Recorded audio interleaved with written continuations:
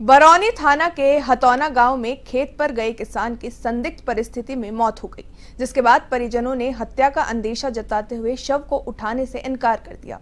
इस दौरान FSL MOB team ने मौके पर पहुंचकर साक्ष्य जुटाए। वहीं परिजनों की मांग है कि 3 लोगों को पूछताछ के लिए पुलिस थाने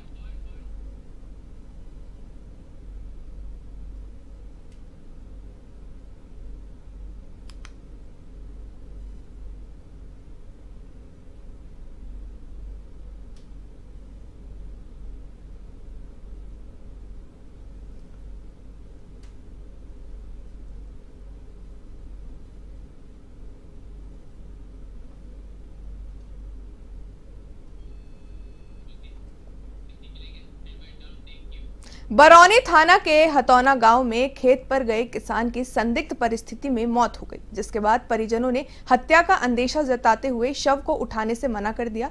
इस दौरान एफएसएल एमओबी टीम ने मौके पर पहुंचकर इसके सबूत जुटाए। तो वहीं परिजनों की मांग है कि 3 लोगों को पूछताछ के लिए पुलिस थाने लेकर आए।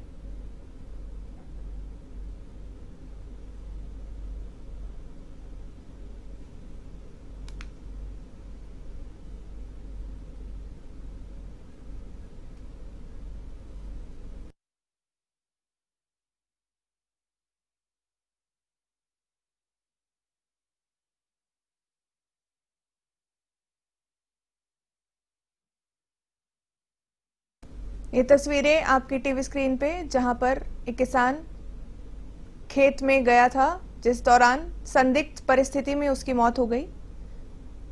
उसके परिजनों ने शव उठाने से इनकार कर दिया है। सर, हमारी रेंजेस चल रही थी। 7 जुलाई को किसी बंदे से 6 जुलाई को झगड़ा हुआ था। 7 जुलाई को मुकदमा हुआ था, तो हमने मुकदमा कराई थी। तो उसने थाने में मुकदमा लेके मैं गया शाम की लगभग 6 बजे के आसपास। तो थानेदार जी ने हमारा मुकदमा झेला नहीं, उल्टा हमारे को धमकाया, भाई झूठा मुकदमा और ऐसे बंद कर दूंगा और वो कर दूंगा। थानेदार जी ने 3 दुआन की, और उन्हीं लोगों ने हमारा भाई को आज ये 2 महीने के लमसम हो गए, उसी आदमी ने रेंजेस के कारण रात को शांत कर दी।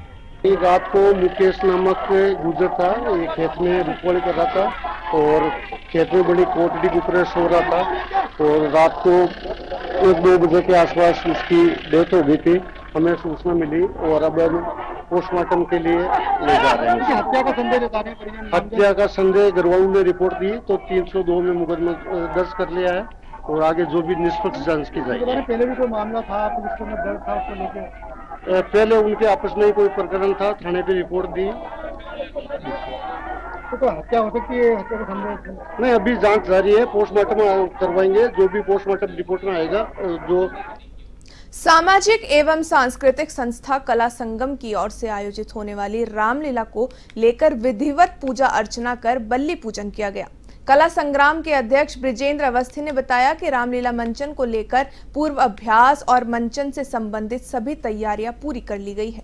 उन्होंने बताया कि रामलीला मंचन आगामी 3 अक्टूबर से शुरू होकर 12 अक्टूबर तक लीला का स्थानीय कलाकारों की ओर से मंचन किया जाएगा और रामलीला समापन के बाद महाराजा वृत्रहरि का मंचन किया जाएगा। उन्होंने बताया कि संस्था के कलाकारों की ओर से विभिन्न स्थानों पर मंचन किया जा चुका है। इस अवसर पर संस्था के सदस्य और पद अधिकारी मौजूद रहे।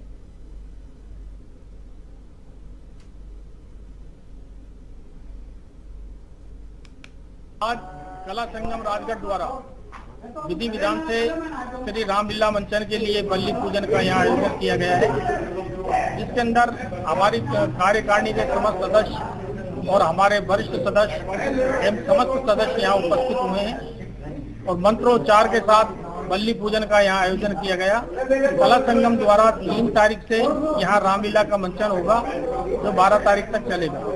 हमारी संस्था द्वारा विगत काफी वर्षों से यहाँ प्रभु श्री राम की लीला का मंचन होता रहा है और करते रहे। उसके उपरांत भरतरी का मंचन भी हम यहाँ करते हैं। इस संस्था द्वारा भरतरी मंचन बाहर भी जाकर किए हैं, कामा में, जोधपुर में, उदयपुर के अंदर भी संस्था ने काफी अच्छी प्रगति वहाँ दिखाई। खबर सुजानगढ़ शहर से है, जहां एक परिवार के साथ मारपीट का मामला सामने आया है। शनि मंदिर के पास 8 से 10 लोगों ने महिला, उसके पति और बेटे के साथ मारपीट कर दी, जिसका एक वीडियो सोशल मीडिया पर तेजी के साथ वायरल हो रहा है। तीनों को राजकीय बगड़िया अस्पताल में भर्ती कराया गया है। इस दौरान कोतवाली पुलिस थाने के एएसआई तेजाराम ने मौके पर पहुंचकर घटना की जानकारी ली।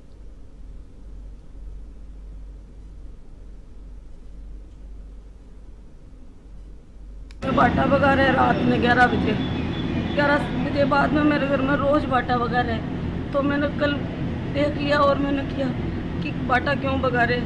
और रोज जना गंदी गंदी हरकतें करते, रोज मेरे घर के सामने गंदी गंदा इशारा करते, रोज आते। और है ना, मैं कल भी उसको बोला ना, तब उसने बोला है कि है ना मैं तो ऐसे ही भगाऊंगी, ऐसे ही करूँगी, और ज़्यादा करेगा तो सबको मारूंगा। और कल है ना वो 20 जना को 10-15 जना को लेके आया सर, 15-20 जना थे और सब लाठे लिए हुए थे। सब मेरी साड़ी फाड़ दी और मेरा ब्लाउज का बटन तोड़ दिया और मेरा। अगली खबर उदयपुर वाटी के गुड़ा गौड़जी से है, जहां लोगों को पैंथर के डर में जीना पड़ रहा है। लोग रात भर लाठियां लेकर पहरा देने को मजबूर है, फिर भी पैंथर मवेशियों को अपना शिकार लगातार बनाता जा रहा है। इसको लेकर वन विभाग के अधिकारियों ने चुप्पी साधी हुई है। लोगों का मानना है कि पैंथर यही कहीं घूम रहा है। वहीं पैंथर ने एक किसान के 4 मवेशियों को शिकार बनाया है।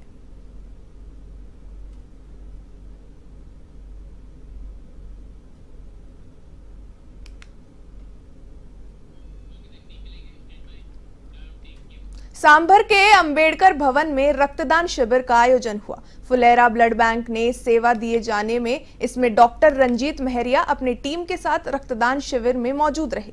नगर पालिका मंडल और भारतीय जनता पार्टी के तत्वाधान में चल रहा रक्तदान शिविर का उद्घाटन पूर्व विधायक निर्मल कुमावत ने फीता काटकर और दीप प्रज्वलित करके चलाया। वहीं शिविर को लेकर युवाओं में खास उत्साह देखा जा रहा है। इस अवसर पर नगर पालिका अध्यक्ष बालकिशन जांगिड़, भाजपा मंडल अध्यक्ष जितेंद्र डांगरा सहित अन्य पार्षद और कार्यकर्ता मौजूद रहे।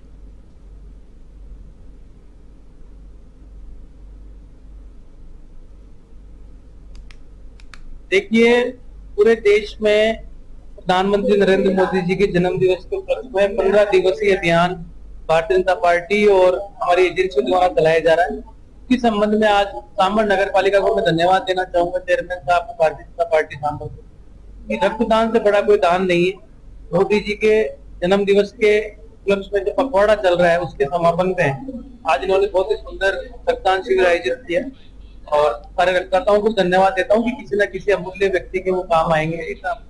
अलवर जिला कलेक्टर डॉक्टर अर्तिका शुक्ला की अगुवाई में अतुल्य अलवर स्वच्छता अभियान के तहत पार्क में श्रमदान किया गया, जिसमें जिला स्तरीय अधिकारियों, कार्मिकों, पार्षदगण, आमजन और नगर निगम के सफाई कर्मियों ने सहभागिता दी। इस दौरान जिला कलेक्टर ने आमजन से बातचीत की। उन्होंने आम नागरिकों से साफ सफाई के सुझाव पर चर्चा की। जिला कलेक्टर ने इसके उपरांत कंपनी गार्डन का निरीक्षण कर साफ सफाई व्यवस्था और पार्क में रखरखाव का जायजा लिया।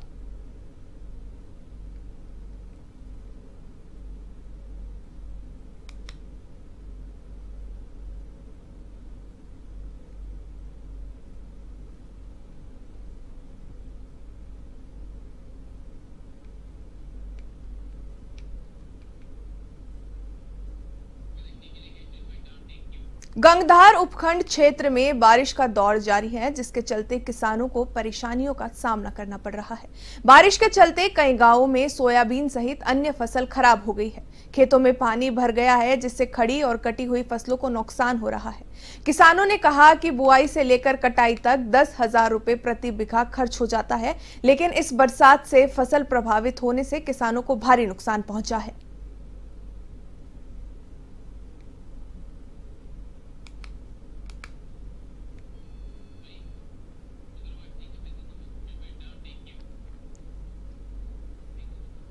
खानपुर में शिवराज नागर की अगुवाई में करीब 2 दर्जन ग्रामीणों ने एकत्रित होकर परवन वृद्धि सिंचाई परियोजना में बरेड़ा गांव को संपूर्ण पुनर्वास और विस्थापन पैकेज दिलवाने की मांग की है। ग्रामीणों ने जल संसाधन मंत्री सुरेश सिंह रावत से निजी आवास पर उनसे मुलाकात की और उन्हें ज्ञापन सौंपा।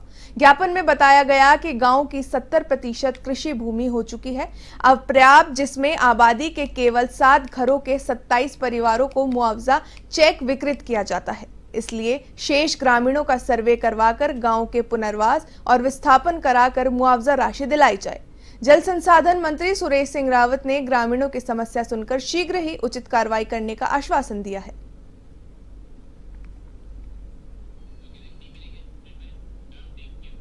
महेश्वरी नवोदिता मंडल की ओर से 5 अक्टूबर से लेकर 2 दिवसीय डांडिया महोत्सव महेश्वरी पब्लिक स्कूल में आयोजित किया जाएगा। इसमें विशेष रूप से अलग अलग थीम रखी जाएगी। सतरंगी थीम के साथ साथ गुजराती डांडिया ड्रेस में भी कार्यक्रम प्रस्तुति होंगी, जिसमें समाज की 5 से 75 वर्ष तक की महिलाएं और बच्चे भाग लेंगे। 20 दिन से लगातार इसकी प्रैक्टिस चल रही है। इस कार्यक्रम के जरिए मंडल संदेश देना चाहता है कि डांडिया महोत्सव सांस्कृतिक नहीं रहा। मंडल संस्करण युक्त कार्यक्रम देने का प्रयास करेगी।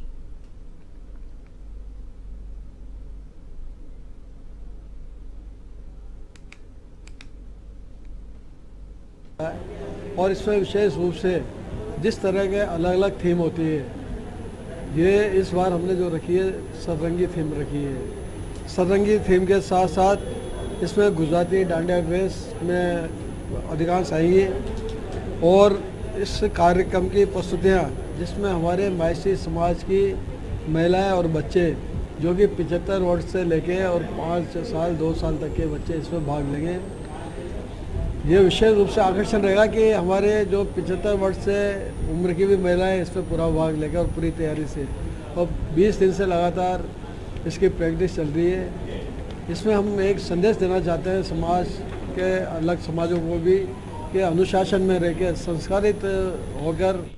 अंत में हिंदी पखवाड़े को लेकर हास्य कवि सम्मेलन आयोजित किया गया, जिसमें हास्य कवि संजय झाला, आश करण अटल और दीपिका माही ने काव्य पाठ किया।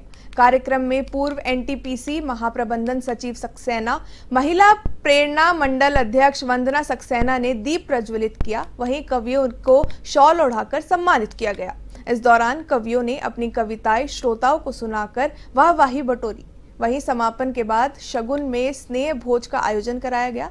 इस दौरान पुलिस प्रशासन सहित एनटीपीसी के अधिकारी और कर्मचारी मौजूद रहे।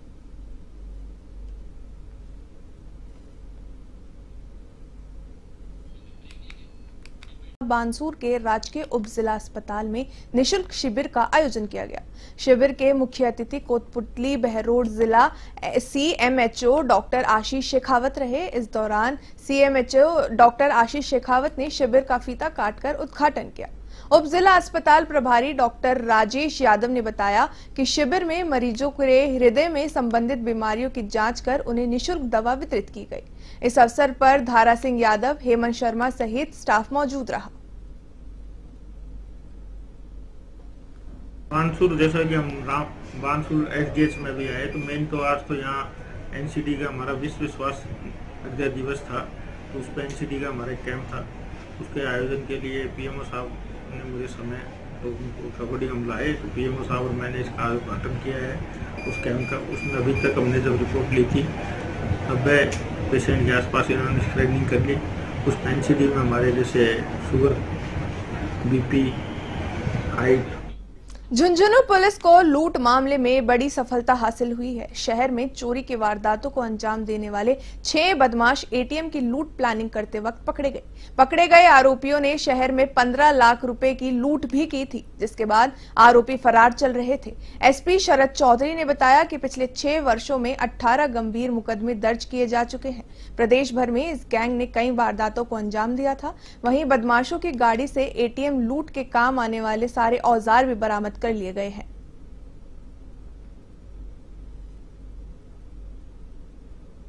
हमने एटीएम लूट की योजना बनाते एक गैंग को पकड़ा है। आपके बोलचाल की भाषा में डकैती की योजना बनाते हुए पकड़ा है। इसमें 20,000 का इनामी डेनिस, इन 6 बदमाशों को हमने पकड़ा है। रात में डकैती की योजना बनाते। इनसे मुझे पूरी उम्मीद है कई दर्जन वारदातें राजस्थान भर। माफ कीजिएगा, खबर अजमेर जिले के नसीराबाद से है, जहां नवनियुक्त जिला कलेक्टर लोक बंधु ने उपखंड क्षेत्र का निरीक्षण करके मौके पर आवश्यक दिशा निर्देश दिए। उन्होंने उपखंड कार्यालय के विभिन्न विभागों के कर्मचारियों से विस्तृत चर्चा करते हुए उनके दस्तावेजों को जांचा। इसके बाद उन्होंने तहसील कार्यालय सहित सदर पुलिस थाना के निरीक्षण के बाद अन्नपूर्णा रसोई का भी निरीक्षण किया और खाद्य सामग्री की गुणवत्ता जांच करते हुए संतोष जताया। साथ ही नगरवासियों ने कदम कदम पर बने स्पीड ब्रेकर को लेकर जिला कलेक्टर से शिकायत की, जिसकी वजह से आए दिन सड़क हादसे होते रहते हैं। जिला कलेक्टर ने इस संदर्भ में शीघ्र कार्रवाई करने का आश्वासन दिया है।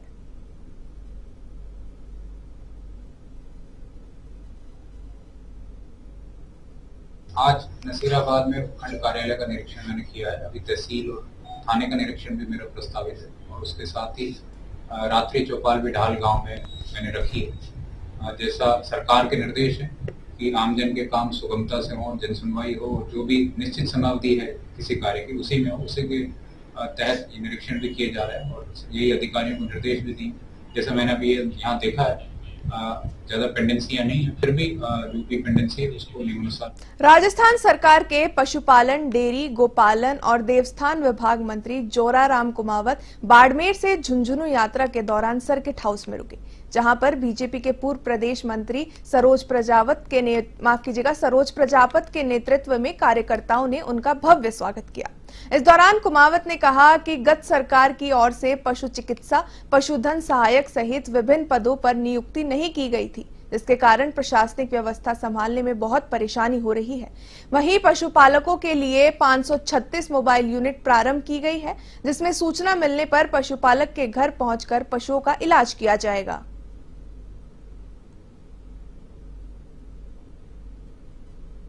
हमारे राजस्थान के लोकप्रिय मुख्यमंत्री भजनलाल जी ने पशुपालन के संबंध में पशुपालकों को मजबूत करने के लिए और किसानों को मजबूत करने के लिए बहुत सारी योजनाएं अभी बजट में घोषणाएं की है।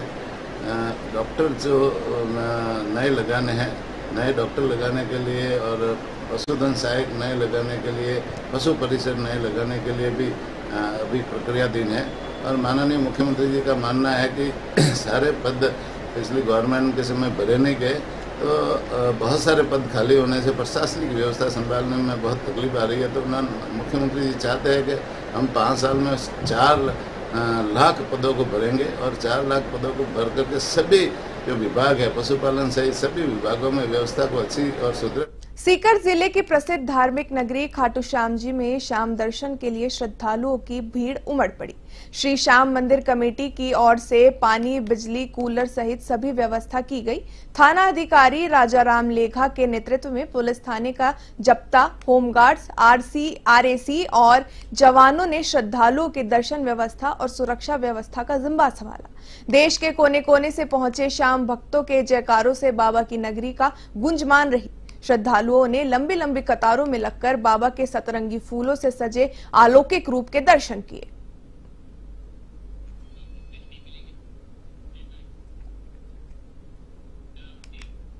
बांसवाड़ा के कागड़ी नाले में नहाने गए युवक का शव बांसवाड़ा से 36 किलोमीटर दूर गड़ी की चाप नदी में मिला। इस दौरान सिविल डिफेंस की टीम ने रेस्क्यू कर शव को बाहर निकाला। गौरतलब है कि बांसवाड़ा शहर के कागड़ी नदी में 2 दिन पूर्व हेमंत नहाने गया था। वहां से गायब हो जाने पर परिजनों की ओर से थाने में रिपोर्ट दर्ज कराई गई थी। तो बीते 2 दिनों से लगातार बांसवाड़ा, कोतवाली, राज तालाब थाना पुलिस, एसडीआरएफ और सिविल डिफेंस की टीम कागड़ी नदी में बहते नालों को ढूंढ रही थी, जो बांसवाड़ा शहर से करीब 36 किलोमीटर दूर गड़ी की चाप नदी में मिला।